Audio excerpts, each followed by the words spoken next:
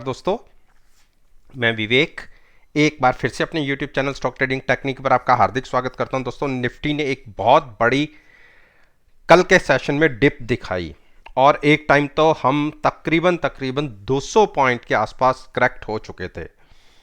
एक थोड़ी सी रिकवरी दिखी और जाते जाते हमने तकरीबन 130 पॉइंट लूज करके क्लोजिंग दिखाई। मेरी परफॉर्मेंस को एनालाइज करना चाहते हैं तो नीचे डिस्क्रिप्शन बॉक्स में लिंक है उस वीडियो से रिलेटेड जो मैंने एक दिन पहले पोस्ट की थी, जो सेशन कंप्लीट हुआ है ट्यूसडे का यानी 20 तारीख का। और इसके साथ साथ मैंने एक व्हाट्सएप ग्रुप भी शुरू किया हुआ है और उसमें मैंने पहले 50 मेंबर्स को ऐड करना है जो मेरी वीडियोस को रेगुलरली देख रहे हैं और जो मेरे साथ जुड़ना चाहते हैं ड्यूरिंग द मार्केट, और उसके अंदर जो मैं चीज आपके साथ डिस्कस करता हूं या आपके साथ चैटिंग के थ्रू किसी स्टॉक के ऊपर अपना ओपिनियन आपके साथ शेयर करता हूं, पोजीशन लेना ना लेना वो आपके ऊपर मैटर करता है। और ये सारी सर्विसेज मैंने केवल और केवल पहले 50 अपने मेंबर्स हैं उनके लिए शुरू की है। हां, ये सर्विस पेड सर्विसेज हैं, लेकिन इसमें एक एडवांटेज ये है पहले मेंबर्स को, जो 50 मेंबर्स होंगे, कि होल लाइफ उसमें किसी भी तरीके का अमाउंट में चेंज नहीं होगा। जो पर मंथ स्टार्टिंग से होगा वो ही हमेशा रहेगा, केवल और केवल पहले 50 मेंबर्स के लिए। और जुलाई 30 तक, जो इस महीने के आखिर तक जो ये सर्विसेज होंगी, जो मेरे ग्रुप की भी हैं, व्हाट्सएप ग्रुप की, वो फ्री ऑफ कॉस्ट होंगी। किसी को देख के एनालाइज करके मेरे साथ रहना है तो वो 31 तक मेरे साथ ऐड हो सकता है। मेरी परफॉर्मेंस को देखिए और खुद डिसाइड कीजिएगा कि आगे मेरे साथ कंटिन्यू करना है या नहीं। चलिए बात करते हैं अल्ट्राटेक सीमेंट। अल्ट्राटेक सीमेंट में आप देखिए मैंने एक ट्रेंड लाइन ड्रॉ की हुई है, ये ऊपर की वॉयलेट कलर की। आप ये देखिए इंट्राडे में अल्ट्राटेक सीमेंट के स्टॉक ने इसको एक बार क्रॉस किया और ये वो लाइन है जो देखिए मैंने पिछले साल 20 अक्टूबर से ड्रॉ की हुई है, वहां के प्राइस को पकड़ के ड्रॉ की हुई थी। और पहले आप देखिए यहां से इस स्टॉक को क्रॉस होने में दिक्कत आती थी और जब ये क्रॉस हुआ तो कितनी बड़ी मूव आई थी। ऐसे ही इसने 20 अप्रैल को इस लाइन को नीचे की तरफ ब्रेक किया और उसके बाद अगले 3 से 4 महीने मान के चलिए, 3 महीने इसने इस प्राइस को क्रॉस नहीं किया और इसी के बीच में ही ऊपर नीचे होता रहा। पहली बार ऐसा हुआ कि इंट्राडे के अंदर इसने इसको क्रॉस किया, लेकिन क्लोजिंग नहीं आई, वहां से एक सेलिंग प्रेशर दिखा और हमने कल के दिन के लिए तो कोई इसमें पोजीशन लेने के लिए नहीं कुछ डिसाइड किया था। हां, एक दिन पहले हमने अच्छे प्रॉफिट के अंदर इससे एग्जिट लिया था शॉर्ट साइड पर। अब एक चीज आपका मैं ध्यान दिलाना चाहता हूं कि जो कल के सेशन में वॉल्यूम्स रहे वो नॉर्मल वॉल्यूम से 4 टाइम्स ज्यादा थे। देखिए जहां नॉर्मल वॉल्यूम्स रहते हैं 5.25 लाख के, और जो ट्यूसडे का सेशन रहा उसमें वॉल्यूम्स रहे 17 लाख के आसपास, यानी आप देखिए नॉर्मल से 3 टाइम्स ज्यादा। तो इसमें न्यू फ्रेश ऐड भी हुए हैं और शॉर्ट कवरिंग भी थी, डिलीवरी बेस्ड बाइंग रही है। तो इसीलिए हमने ट्यूसडे कोई पोजीशन इसके अंदर नहीं बनाई।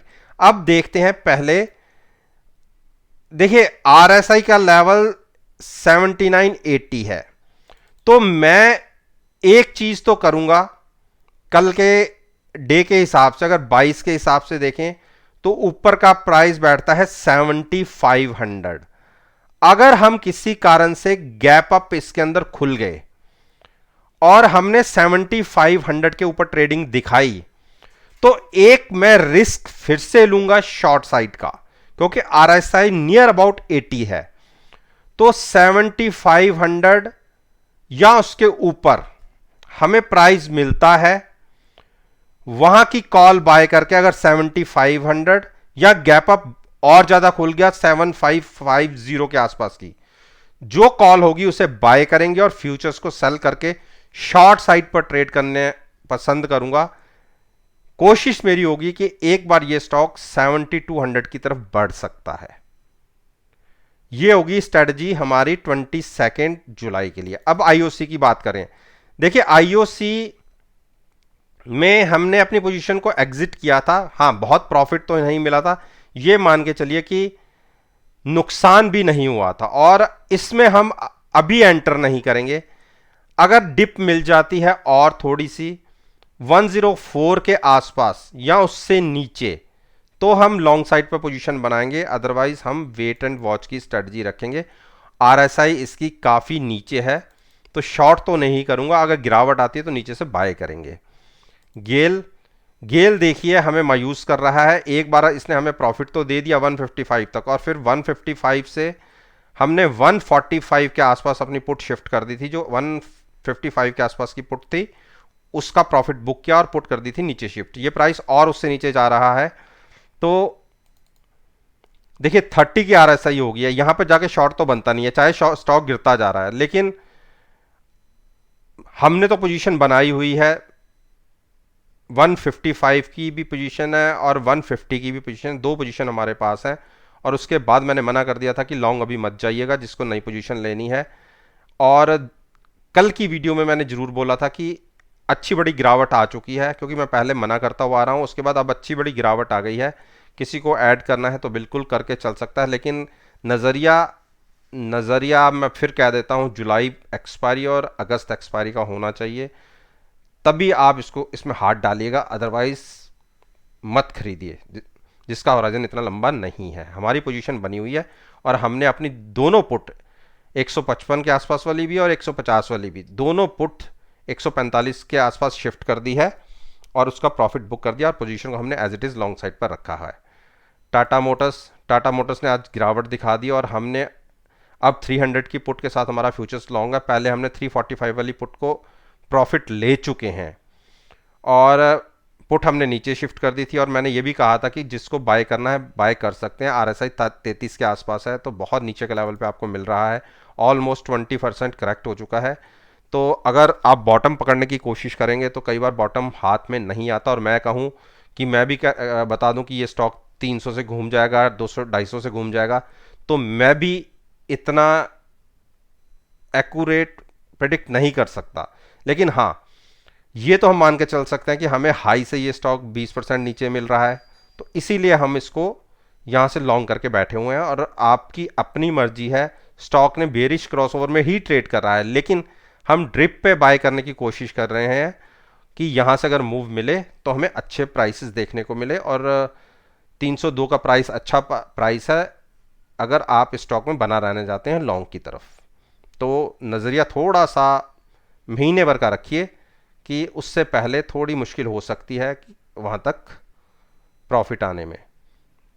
यूपीएल देखिए, यूपीएल ने अब गिरावट दिखा दी, और मैंने आपसे कहा कि हमें ये स्टॉक 810 के नीचे मिले और 785 के बीच में मिले तो हम वहाँ पर बाय करेंगे। तो प्राइस उस तरफ बढ़ रहा है, खुलते ही कोई ट्रेड मत लीजिएगा।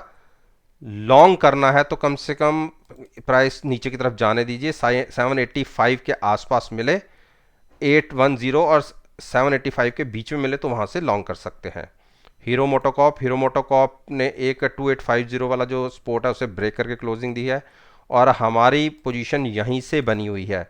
और आप देखिए हमारे पास 3 पोजीशन हैं ऑलरेडी इसके अंदर, और अब जो हमारी पोजीशन ऊपर वाली है 2875 और 2900 वाली, वो पुट का प्रॉफिट लेके हम 2850 वाली पुटें खरीद के एज इट इज़ अपने ट्रेड को कंटिन्यू रखेंगे। और जिसको ऐड करना है, डिप पर स्टॉक बाय करना चाहते हैं तो बिल्कुल बाय करिए, लॉन्ग में बने रह सकते हैं। टाइटन को जिसने बाय करना है, अच्छा प्राइस है, यहां से बाय करके चल सकते हैं। और ये 1670 के मेरे टारगेट हिट हो गए जो हमने अपनी शॉर्ट पोजीशन में बनाए थे। 1700 की कॉल बाय करके फ्यूचर सेल किया हुआ था, वो 1670 के टारगेट पूरे के पूरे लग गए, जबकि हमने पोजीशन ऊपर से ही प्लस कर ली थी 1685 की।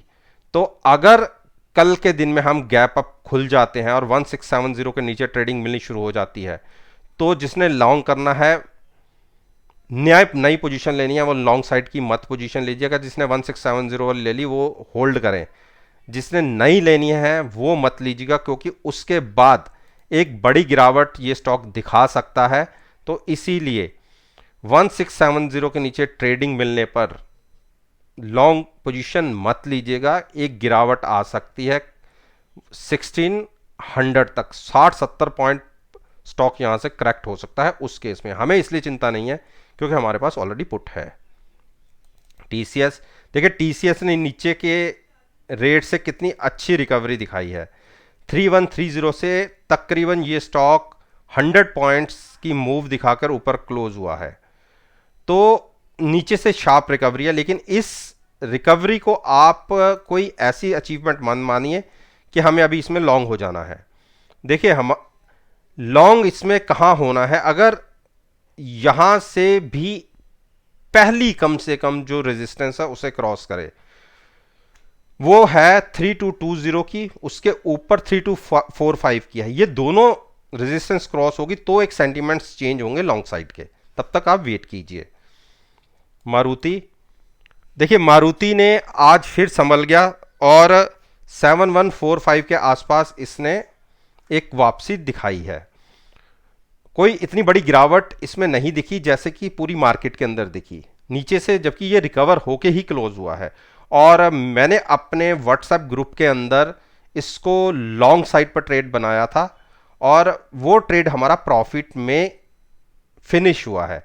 लेकिन अगर कल इसमें 7260 के ऊपर हमें ट्रेडिंग मिलती है किसी भी कारण से, तो आप ये मान के चलिए 80 पॉइंट्स आपको बहुत स्पीड से मिलेंगे 7340 तक। अभी स्टॉक नेगेटिव साइड पे क्लोज है, तो अभी कोई इसमें ट्रेड मत लीजिए, कोई ट्रेड मत लीजिए। लॉन्ग जाना हो तो 7260 के ऊपर ट्रेडिंग मिलने पर तब लॉन्ग जाइएगा। ब्रिटेनिया, देखिए ब्रिटेनिया ने अब 3455 के आसपास का जो ओपन हुआ था वहां से जो लो लगाया 3425 के आसपास का लगाया, और हमारी पोजीशन 3485 से लॉन्ग है। तो उसके बाद मैंने अपने व्हाट्सएप ग्रुप के अंदर भी 3445 पर इस पोजीशन को लॉन्ग बनाया हुआ है, और 2 दिन से उसमें भी हम इसको कैरी कर रहे हैं। इंट्राडे में एक बार इसने 65-70 के रेट दिखा दिए थे, लेकिन हमने इसको स्केयर ऑफ नहीं किया और हमारी पोजीशन ऑलरेडी इसके अंदर लॉन्ग साइड पर बनी हुई है। 3470 के ऊपर इसमें एक तेजी बन सकती है तकरीबन 3510 तक। तो लॉन्ग पोजीशन को कंटिन्यू करिए, जिसने ऐड करना है वो भी इनके प्राइसेस पे कर सकता है। मुझे कोई यहाँ से बहुत बड़ी गिरावट स्टॉक में दिखती नहीं है। डिप पर हमने ऊपर से कम 300 to 400 पॉइंट्स नीचे लॉन्ग किया है। तो जब स्टॉक आपको तकरीबन 14-15% करेक्ट होके मिल रहा है तो ये आपका अपना बॉटम ही समझिए, और वहाँ पर भी आपने पोजीशन हेज करी हुई है। तो ऐसा नहीं है कोई स्टॉक 20-30-40% टूटता ही जाएगा, कहीं ना कहीं तो कंसोलिडेट करेगा, और पिछले 3-4 दिन से ये कंसोलिडेट कर भी रहा है। तो इसीलिए वॉल्यूम्स भी कम हो गए हैं, क्योंकि अगर जब सेलिंग आनी होती है तो वॉल्यूम्स भी बहुत ज़्यादा बढ़ के स्टॉक टूटता है। तो वॉल्यूम पे हमारी बहुत पैनी नज़र रहती है कि वॉल्यूम्स कैसे जनरेट हुए हैं। वॉल्यूम्स आप देखिए यहाँ पर नॉर्मल से भी हाफ हैं, तो इसका मतलब इतनी मार्केट में गिरावट आने के बावजूद भी इसमें सेलिंग दिखी नहीं है। तो लॉन्ग में रह सकते हैं हैजिंग के साथ। पहला टारगेट मेरा 3470 क्रॉस होने के बाद 3510 का होगा, तो वहाँ पर हम सोचेंगे कि बार एग्जिट होने का। तब तक हम इस पोजीशन को as it is long side पर कंटिन्यू करेंगे। तो दोस्तों, ये मैंने निफ्टी इंडेक्स के 10 स्टॉक्स के ऊपर अपना ओपिनियन आपके साथ शेयर किया है, और मेरा ये मानना है कि अगर मेरी इस वीडियो को आप 22 जुलाई के सेशन के साथ कंपेयर करेंगे, यकीन मानिए आपको बहुत अच्छे पॉजिटिव रिजल्ट्स देखने को मिलेंगे। वीडियो अच्छी लगे तो मेरे साथ मेरे YouTube चैनल पर जुड़िए, उसे सब्सक्राइब कीजिए और साथ में बेल आइकन के बटन को प्रेस करना मत भूलिएगा ताकि नोटिफिकेशन टाइम से आप तक डिलीवर हो सके। इस बात के साथ मैं आपसे विदा लेता हूं और एक नई